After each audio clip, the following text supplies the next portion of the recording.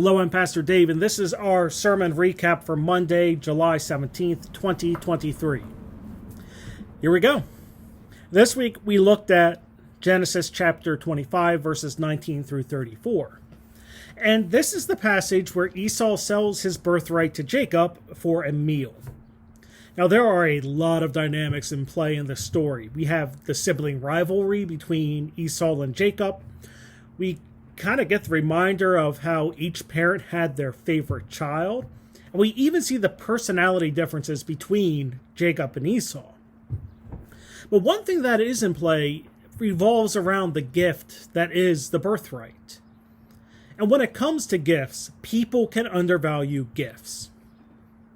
Let's be honest, there are gifts that we are given that we highly value, and there are gifts that we are given that quickly make their way to the yard sale, the donation bin, or even the trash can.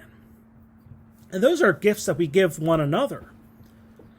And we, from that, know that's what some people see as trash, other people can see as something valuable and something to be treasured. And this came the same way with the birthright. The thing is, Esau did not value his birthright. He sold it for food. He wasn't concerned what he was going to be entitled to one day.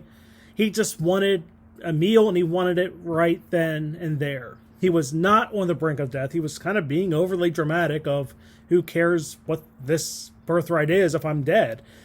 It was more of he didn't really care.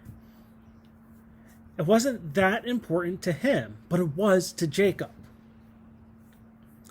And in this we see that Esau was doing something very human, in that people can easily devalue God's gift by fulfilling their base desires. There's something that they think they need right now, and to them that's more important than anything else. And it's something that we easily do all the time as well. And this is why this is a learning point for us, because we should seek and value what God gives to us. And I'm not just talking about anything physical and tangible in this world, although that can be a part of it, but our talents, our abilities, even the opportunities that are placed before us. And also what we've been passed down by the faithful who've gone before us. We need to actually embrace the gifts that we have and truly value them as God values them when God originally gave them. Now, this isn't always easy.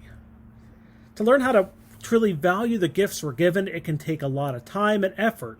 But if we seek God first, we will find what we truly need.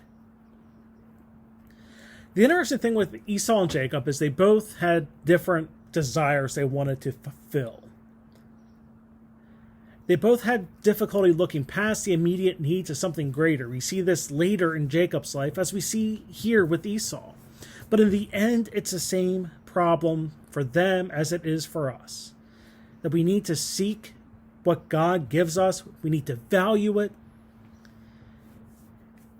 and continue to grow as a disciple using all that God has given to us.